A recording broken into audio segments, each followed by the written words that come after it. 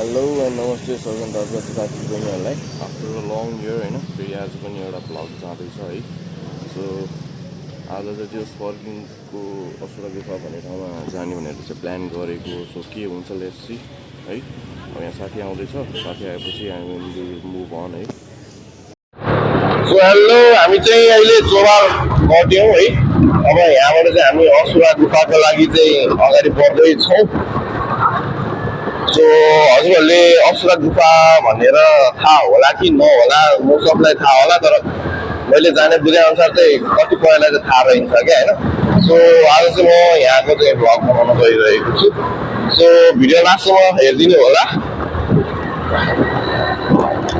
अब झन् चिसो हावा सुरु यहाँबाट। आज शीतल रे मलाई चाहिँ अलिकति 17 एसीमा हेर त भने यसरी एसीमा बस्नु भन्दा नेचुरलमा बस्नु सही हो नि। अन्त ठन्डा ठन्डा कुल कुल ठन्डा ठन्डा कुल कुल भने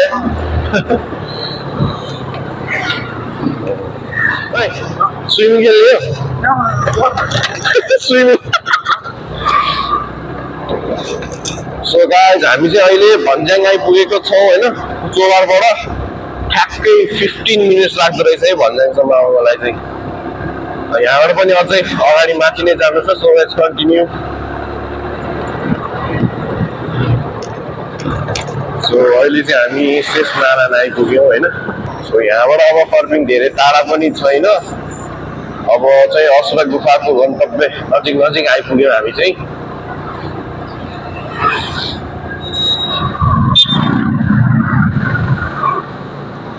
सो अहिले चाहिँ हामी फर्पिङको चेकपोस्टै भनौँ न यसलाई, चेकपोस्ट आइपुग्यो होइन। अब यहाँबाट चाहिँ ठ्याक्कै यहाँबाट चाहिँ राइट लिने होइन।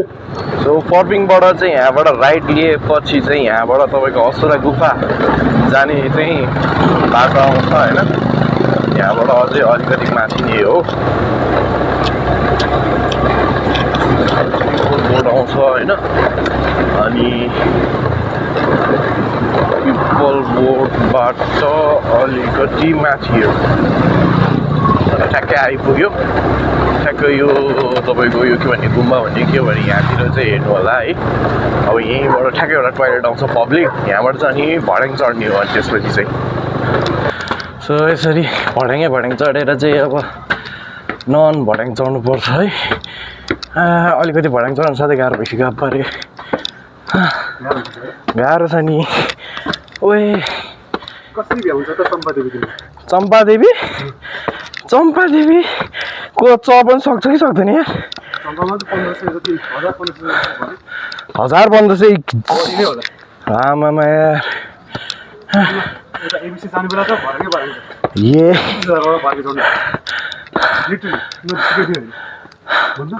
एउटा गुफा यहाँ पनि होइन, यहाँ चाहिँ अहिले बन्द गराएर रहेछ।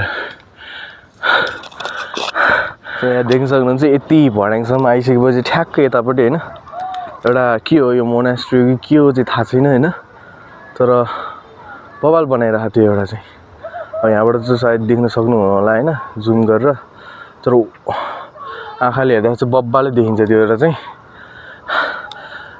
So let's continue. फेरि माथितिर भड्याङ यत्रो छ, ल जाउँ। भड्याङ कटेर बल्ल बल्ल आयो। ल स्पाइडर हेर्नु सक्नुहुन्छ है, जङ्गलको बिचमा हेऱ्यो पनि देख्नु होला कि नहोला। ठ्याक्कै यहाँ भड्याङ चढेर आउँदाखेरि तपाईँको यहाँबाट यसरी सानो अक्षरले असुरा भनेर लेखेको छ। सो हामी चाहिँ यहाँबाट भित्र जान्छौँ होइन। त्यो माथिको छुट्टै, यहाँबाट सिधा गयो भने पुरानो दक्षिणकाल जान्छ। अनि त्यहाँपछि सानो एउटा जङ्गल हुँदै जाने रहेछ होइन। अन्त दक्षिणकालीमा जानु मिल्छ अरे क्या, लगभग त्यसरी हिँड्दै होइन 3 घन्टासम्मको लाग्छ अरे भन्दै।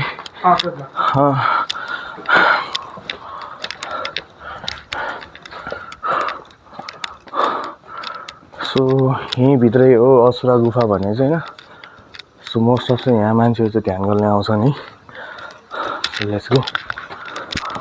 सो असुरा गुफा चाहिँ यही हो है।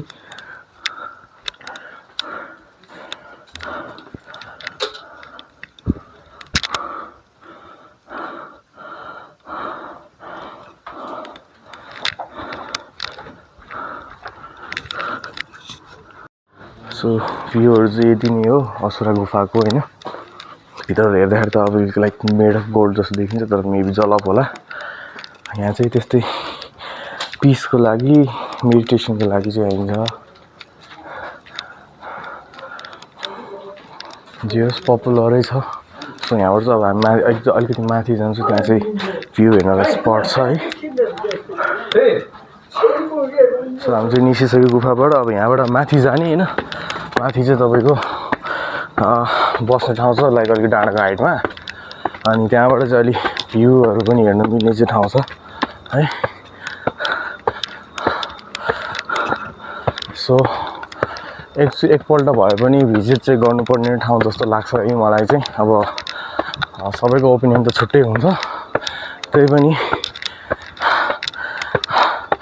यतिको यहाँ भिजिट गर्दा चाहिँ केही प्रब्लम चाहिँ पर्दैन अनि अर्को भनेको यहाँबाट यो भर्याङबाट सिधा गइरहनु भयो भने चाहिँ पुरानो दक्षिणकाली रे जुन अहिले हामी दक्षिणकाली भनेर तलपट्टि जान्छ यो चाहिँ तपाईँको जङ्गलको पहिलाको पुरानो दक्षिणकाली जाने बाटो चाहिँ यहीँबाट रहेछ होइन सो हामी यता नगइकन यताबाट जान्छौँ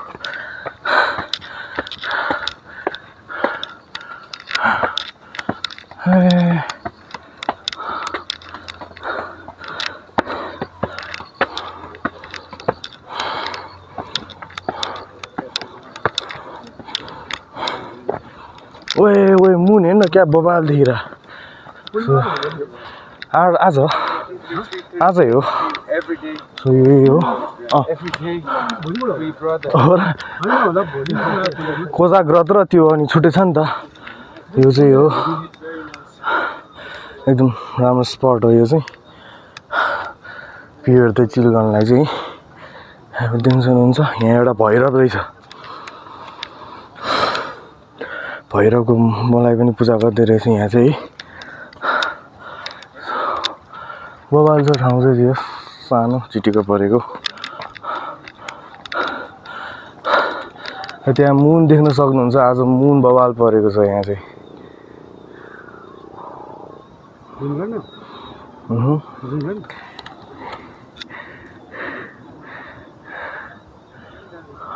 जुम गर पुरै सेतो पार्दै अनि ट्रान्सफर गर्दैछ ल यतिको पहेँलो हुन्छ यहाँबाट दिन्छ हल्का सहरको पनि भ्यूहरू अनि पछि भनेको डाँडाकाँडा र फर्पिङको भ्यू